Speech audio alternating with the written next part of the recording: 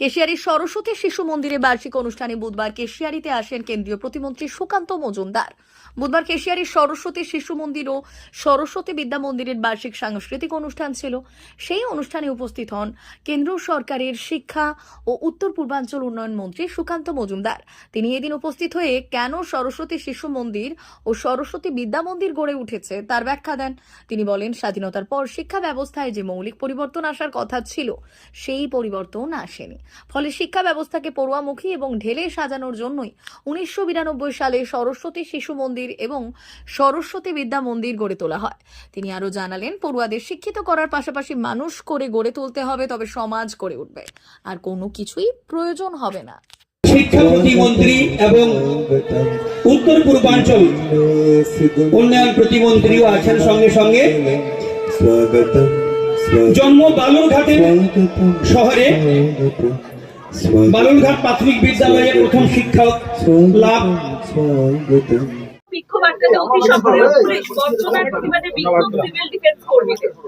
দেখুন, জেলায় জেলায় সিভিল ডিফেন্সের কর্মী যারা আছে, যারা প্রশিক্ষিত, সেই প্রশিক্ষিত কর্মীরা প্রশিক্ষণ পাওয়ার পর থেকে লাগাতার তারা কর্মহীন হয়ে বসে আছে। তারা কোনো কাজ পায় না। জেলায় জেলায় একটা নেক্সাস আছে, একজন অফিসার বসে, সেই অফিসার প্রত্যেক জেলাতে তার পছন্দের যারা সিভিল ডিফেন্স কর্মী তাদেরকেই বারবার কাজ দেয়, আর অন্য যারা তারা কাজ থেকে বঞ্চিত হয়। এবং আমাদের মুখ্যমন্ত্রী এদের এই সমস্ত যুবকদেরকে নিয়ে, যুবক এবং যুবতী যারা, তাদেরকে নিয়ে মাননীয় মুখ্যমন্ত্রীর কোনো প্ল্যানিং আজ পর্যন্ত আমরা দেখতে পাইনি, এখনো নেই। এইভাবে চলতে থাকলে এরকম হাজার হাজার বেকার যুবক, লক্ষ লক্ষ বেকার যুবক এই রাজ্যে, তাহলে স্বাভাবিকভাবে তারা রাস্তায় নামবে আর বিক্ষোভই দেখাবে। এবং আমার মনে হয় বিক্ষোভ তো দেখাচ্ছেন আপনারা, রাস্তায় বিক্ষোভ দেখান, কিন্তু তার থেকেও জরুরি এই বিক্ষোভটা আপনারা ইভিএম এ দেখান।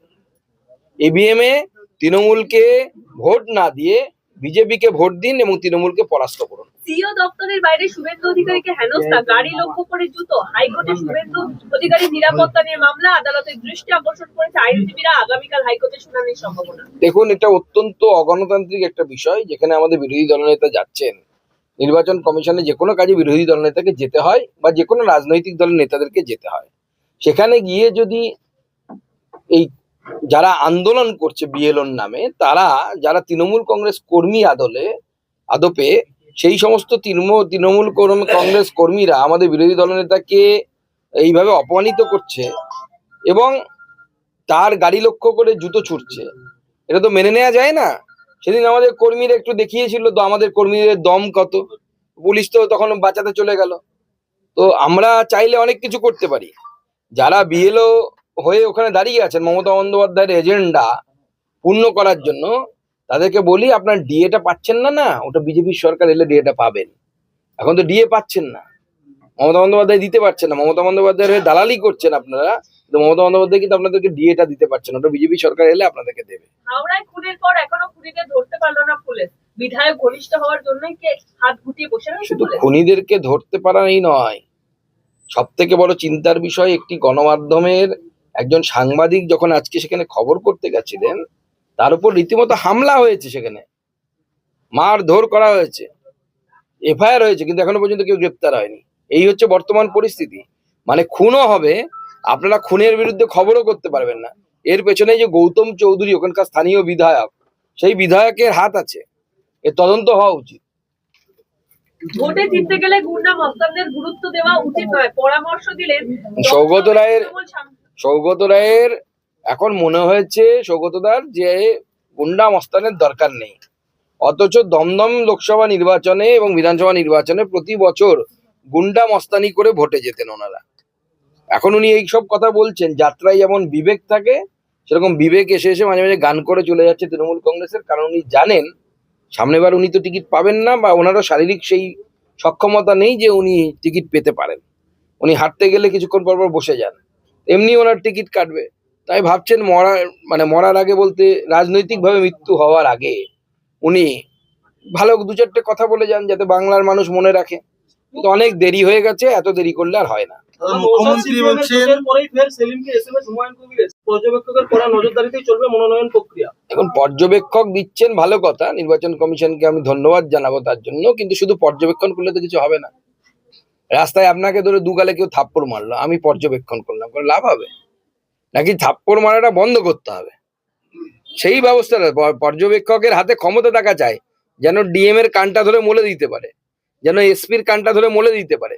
নির্বাচন কমিশনকে উচিত পর্যবেক্ষকদের হাতে উপযুক্ত ক্ষমতা দেয়া। দাদা 30 তারিখ মঙ্গলবার দিন ভারত মণ্ডপমে একটি বৈঠক হয়েছে। 30টি রাজ্য এবং কেন্দ্রশাসিত অঞ্চলের নির্বাচন কমিশনাররা সেখানে উপস্থিত ছিলেন। অত্যন্ত গুরুত্বপূর্ণ এই বৈঠক, এবার থেকে প্রত্যেক বছর হবে এরকম বৈঠক। কি বলবেন? দেখুন, সময়ের সাথে সাথে যে কোনো দেশের গণতন্ত্র ম্যাচিওর হয়। এক সময় আমাদের এই দেশে ভোটার কার্ড ছিল না। আপনাদের হয়তো মনে আছে, টিএন শেষন সাহেব যখন প্রথম এসেছিলেন তখন উনি এই ভোটার কার্ড চালু করেছিলেন। তখন সিপিএম বিরোধিতা করেছিল, সিপিএম এখানে রুলিং পার্টি ছিল। তার হয়েছে, এখন নতুন নতুন আরো পদক্ষেপ হচ্ছে। আস্তে আস্তে হয়তো ভবিষ্যতে আরো অনেক বেশি নিয়ম কানুন হবে, যার মধ্যে দিয়ে একদম অ্যাকুরেট ভোটিং হবে। Accurate voting in the sense যে ভারতীয় নাগরিক তিনিই ভোট দিতে পারবেন, ভারতীয় নাগরিক ব্যতীত অন্য কেউ ভোট দিতে পারবে না।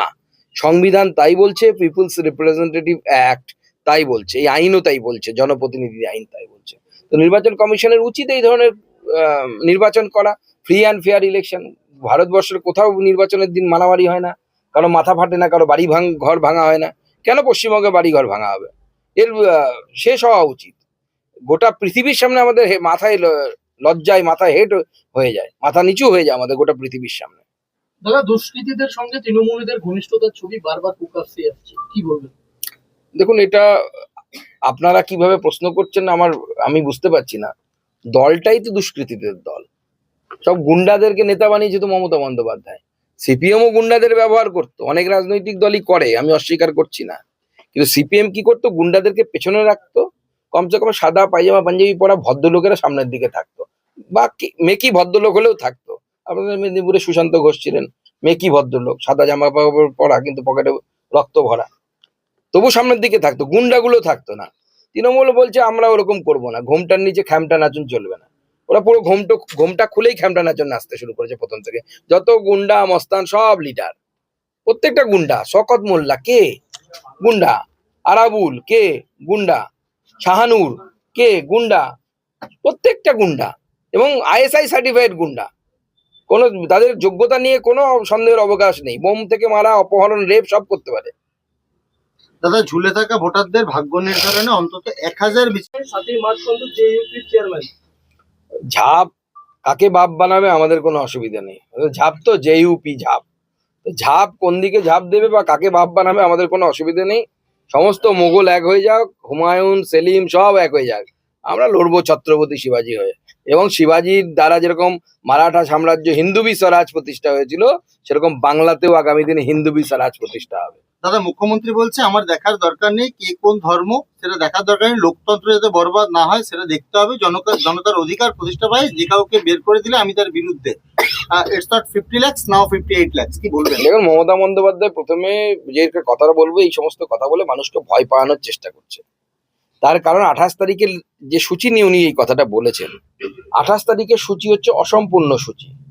তারপরে যে 1 কোটির বেশি যে ডিসক্রিপেন্সি আছে, সেই ডিসক্রিপেন্সি গুলোতে মহামান্য সুপ্রিম কোর্টের রায় অনুসারে জুডিশিয়াল যারা দায়িত্ব দেওয়া হয়েছে, জুডিশিয়াল অফিসার, তারা বসবেন, যে সমস্ত কেসগুলো একটা একটা করে কেসকে তারা ঠিক করবেন ইন দ্য সেন্স অনেকের নামের বানানো ভুল আছে তাদেরকে ওকে করবেন।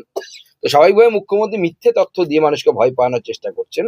আর তার থেকেও বড় কথা, মুখ্যমন্ত্রীর মনের ভিতরে ভয় ঢুকে গেছে, যে যাদেরকে উনি বাঁচাতে চাইছিলেন তাদেরকে উনি বাঁচাতে পারছেন না, পারবেনও না। আমি আগেও বলেছিলাম, মুখ্যমন্ত্রী বলেছিল সিএ হতে দেব না, মুখ্যমন্ত্রীর বুকের উপর দাঁড়িয়ে সিএ হয়েছে। আগামী দিনে প্রায় 90,000 অ্যাপ্লিকেশন হয়ে গেছে, আগামী দিনে তারা নাগরিকত্ব পাবে। এবার এসআইআরও হবে, সমস্ত কিছু হবে। মুখ্যমন্ত্রী দেখবেন আর জ্বলবেন, লুচির মতো ফুলবেন। মালদায় আজ প্রচুর বোমা উদ্ধার হয়েছে, কি বলবেন? এখন মালদা শুধু নয়, ভোটের আগে আরো বিভিন্ন জায়গায়, 24 পরগনা জেলা থেকে শুরু করে বিভিন্ন জায়গায় আপনারা দেখবেন এরকম প্রচুর বোমা উদ্ধার হবে। কারণ বোমা দিয়েই তো ভোট যেতে। আজকে সৌগতর বাবু যে কথাটা বলেছে সে তো পরিষ্কার স্পষ্ট হয়ে গেছে। যদি তৃণমূলের ভেতরের লোক, পুরনো আমলের লোক, উনি তো গুমর ফাঁক করে দিয়েছেন, গুমর ফাঁস করে দিয়েছেন পুরো। যে তৃণমূল কংগ্রেসের নেতারা, অনেক নেতাই, আমি বলবো বেশিরভাগ নেতাই গুন্ডামি করে ভোটে যেতেন। দাদা, মঙ্গলবার দিন বিজ্ঞপ্তি জারির দিন থেকে কেন্দ্রীয় পর্যবেক্ষক প্রত্যেক বিধানসভা কেন্দ্রে চূড়ান্ত নজরদারির দায়িত্বে একজন কেন্দ্রীয় পর্যবেক্ষক নির্বাচন ঘোষণার সময় থেকেই নবম শিক্ষাবর্ষে ভর্তি চলছে পণ্ডিত ঈশ্বরচন্দ্র বিদ্যাসাগর মিশন স্কুল, ফুলকেরিয়া, ঠাকুরচক, পশ্চিম মেদিনীপুর। আমাদের বিদ্যালয়ের প্রধান বৈশিষ্ট্য শিশু কেন্দ্রিক পঠন পাঠন সহ সিবিএসই সিলেবাসে পাঠদান। ছেলে মেয়ে উভয়ের জন্য নার্সারি থেকে ষষ্ঠ শ্রেণী পর্যন্ত স্মার্ট ক্লাসের মাধ্যমে বিশেষ প্রশিক্ষণ দেওয়া হয়। সিসিটিভি নজরদারি সহ পরিবেশ বান্ধব ক্যাম্পাস, পরিবহনের সুব্যবস্থা, ন্যূনতম ফি কাঠামোয় লাইব্রেরি ও ল্যাবরেটরির সুবিধে, সহপাঠ্যক্রম কার্যক্রম, আবৃত্তি, নাচ, গান, অঙ্কন, যথাযথ স্বাস্থ্যবিধি ও নিরাপদ পানীয় জলের ব্যবস্থা। এছাড়াও আউটডোর গেমসের জন্য বিশাল খেলার মাঠ রয়েছে। সুদক্ষ শিক্ষক দ্বারা শিক্ষা প্রদান। বিশদ জানতে ও ভর্তির জন্য যোগাযোগ করুন 9564251968 অথবা 7586030299। এছাড়াও 7001060338 অথবা 9434119496। रहता है वो अब हमको इसमें डिवाइस में दिखाते हैं, जिससे ये डिटेक्ट करता है एंड जो भी मॉडल रहता है वो लोड हो जाता है इसमें ना। उसके बाद ये एनिमेशन करेगा, इसको हम अपने हिसाब से एडजस्ट भी कर सकते हैं। मैं पास लेके जाऊंगा तो ये बड़ा हो जाएगा और जितना मैं दूर लेके जाऊंगा ये छोटा हो जाएगा। और मैं इसको 360 रोटेट भी कर सकता हूँ, हर एक एंगल से मैं इसको दिखा भी सकता हूँ। देखिए, देन इसके बाद हमको इसके डिटेल्स के बारे में जानना है तो मैं मैजिक कार्ड दिखाऊंगा। मैजिक कार्ड से मैं इसको कंट्रोल करता हूँ, इसको सेंटर में रखा। ये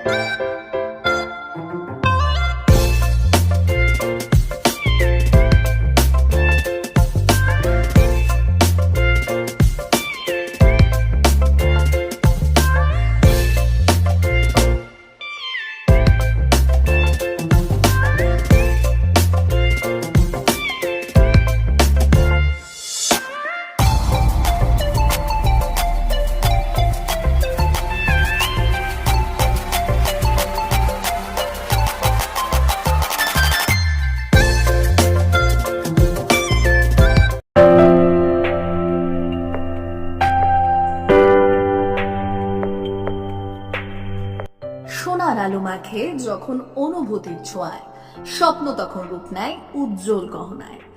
আর সেই স্বপ্নকে সত্যি করে silver house gold and diamonds. এখানে প্রতিটি গহনা যেন এক একটা শিল্পকর্ম। এখানে পাবেন ইউনিক ডিজাইনের 22 carat HUID gold ornaments, exclusive silver collection, premium cut diamond jewellery এবং রেয়ার প্লাটিনাম কালেকশন। গুণমান, ডিজাইন আর বিশ্বাস, আপনার প্রত্যাশা পূরণেই আমাদের অঙ্গীকার। গহনা শুধু অলংকার নয়, এটা আপনার স্টাইল, আপনার অনুভূতি, আপনার পরিচয়। আর সেই পরিচয়কে দেবে সত্যিকারের আভিজাত্য। Silver house gold and diamonds, ঠিকানা বেলডাঙ্গা, পশ্চিম মেদিনীপুর।